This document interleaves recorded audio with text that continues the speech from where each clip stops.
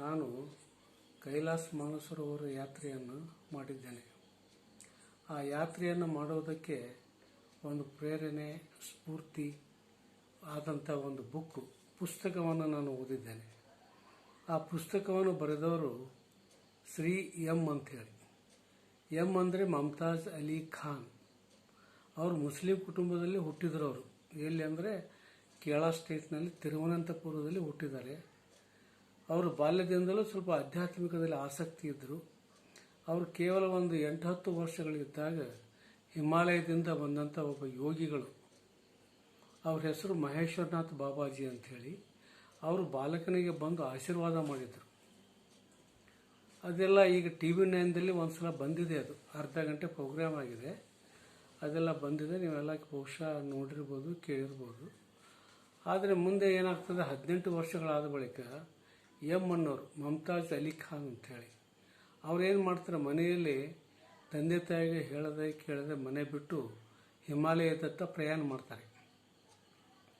ಅಲ್ಲಿ ಹೀಗೆ ಕೇದಾರ್ನಾಥಕ್ಕೆ ಹೋಗಿ ಅಲ್ಲಿಂದ ಬದ್ರಿನಾಥಕ್ಕೆ ಹೋಗ್ತಾರೆ. ಹೋಗುವಾಗ ತುಂಬ ಕಷ್ಟಪಡ್ತಾರೆ. ಯಾಕಂದರೆ ಮನೆಗೆ ಇಂದ ಬರುವ ಮುಂಚೆ ಏನೂ ದುಡ್ಡು ತಂತಿರಂಗಿಲ್ಲ ಸಾಕಷ್ಟು.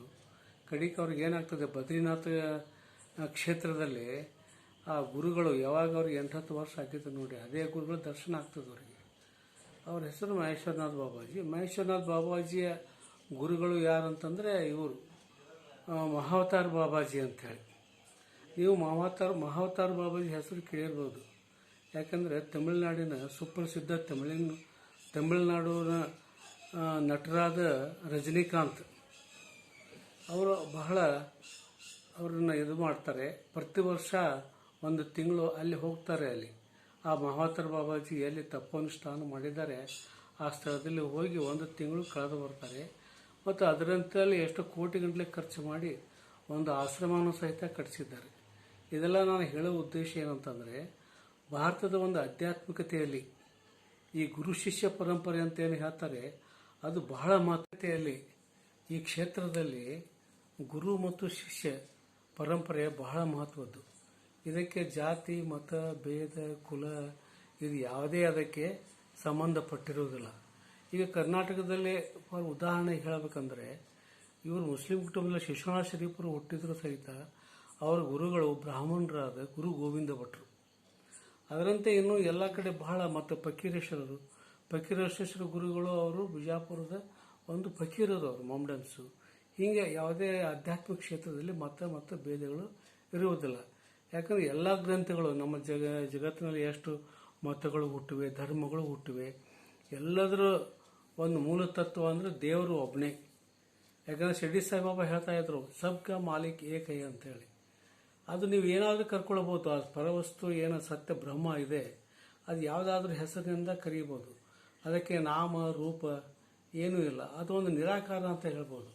ಅದಕ್ಕೆ ಯಾವುದೇ ಒಂದು ಆಕಾರ ಇಲ್ಲ. ಪರಬ್ರಹ್ಮ ಸತ್ಯ ವಸ್ತುವಿಗೆ ಅದಕ್ಕೆ ಯಾವುದೇ ಒಂದು ರೂಪ, ಆಕಾರ ಅದು ನೀವು ಕಲ್ಪನೆ ಮಾಡ್ಕೊಳ್ಬೋದು ಅಷ್ಟೇ. ಅದು ಯಾವಾಗಲೂ ಒಂದು ಬೆಳಕಿನ ರೂಪದಲ್ಲಿ ಮಾತ್ರ ಕಾಣ್ತದೆ.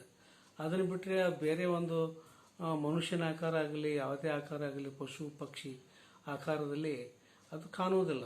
ಮತ್ತು ಆ ರೀತಿಯಲ್ಲಿ ನಾವು ಆರಾಧನೆ ಮಾಡೋದು ಸ್ವಲ್ಪ ಸರಿ ಅಂತ ಅನಿಸೋದಿಲ್ಲ. ಅದು ಅವರವರಿಗೆ ಬಿಟ್ಟು ಕೊಟ್ಟದ್ದು.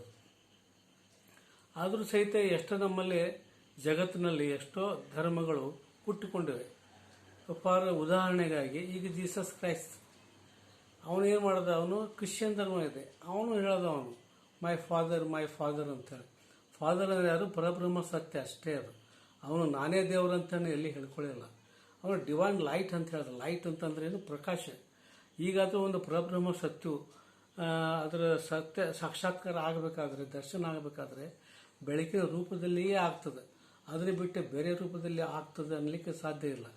ಮತ್ತು ಅದೇ ರೀತಿಯಾಗಿ ಮೊಹಮ್ಮದ್ ಪೈಗಂಬರರು ದೊಡ್ಡ ಪ್ರವಾದಿಗಳು, ಅವ್ರಿಗೂ ಸಹಿತ ಅವರು ಹೇಳ್ತಾರೆ ಕುರಾನ್ದಲ್ಲಿ, ಅಲ್ಲಾ ಏಕ್ ನೂರ್ ಹೈ ಅಂತ ಹೇಳ್ತಾರೆ. ನೂರ್ ಅಂದರೆ ಬೆಳಕು. ಮತ್ತು ಅವ್ರಿಗಾದರೂ ಅಷ್ಟೇ. ಮತ್ತು ಇವನು ಗುರುನಾ ಕೇಳ್ತಾರೆ, ಅವ್ರು ಏನು ಹೇಳ್ತಾರೆ, ಓಂಕಾರ ಏಕ್ ಸತ್ನಾಮ್ ಅಂತ ಹೇಳ್ತಾರೆ. ಓಂಕಾರ ಅನ್ನೋ ಒಂದು ಪದ ಹೆಚ್ಚಾಗಿ ಅದು ಶಿವನಿಗೆ ಅನ್ವಯಿಸ್ತದೆ. ಅದನ್ನು ಬಿಟ್ಟು ಬೇರೆ ದೇವರು ಯಾರ್ಯಾರಿಗೂ ಓಂಕಾರೇಶ್ವರ, ಓಂಕಾರ ಅಂತ ಹೇಳೋದಿಲ್ಲ. ಈಗ ನಾನು ಯಾಕೆ ಇದನ್ನು ಹೇಳ್ತಾ ಇದ್ದೇನೆ ಅಂದರೆ, ನಾನೀಗ ನಿಮಗೆ ಹೇಳ್ತಾ ಇರೋದು ಕೈಲಾಸ ಮಾನಸರೋವರದ ಬಗ್ಗೆ. ಈ ಕೈಲಾಸ ಅಂತಂದ್ರೆ ಏನು? ನಮಗೆ ಫಸ್ಟ್ ನೆನಪಿಗೆ ಬರೋದು ಶಿವ. ಶಿವನ ಬಿಟ್ಟರೆ ಮತ್ತೆ ಯಾವ ದೇವತೆಗಳು ಬರುವುದಿಲ್ಲ. ಮತ್ತು ಅದೇ ರೀತಿಯಾಗಿ ಶಿವ ಅಂತಂದರೆ ಅವನು ಈಸ್ ಪರಮ ಸುಪ್ರೀಂ ಸೋಲ್ ಅಂತ ಹೇಳ್ಬೋದು. ಇವನ್ ಓಂ ಶಾಂತಿಯವರು ಹೇಳ್ತಾರೆ, ಯಾವಾಗಲೂ ಒಬ್ಬ ಮನುಷ್ಯ ದೇವರನ್ನು ಆರಾಧನೆ ಮಾಡಬೇಕಾಯ್ತಂದ್ರೆ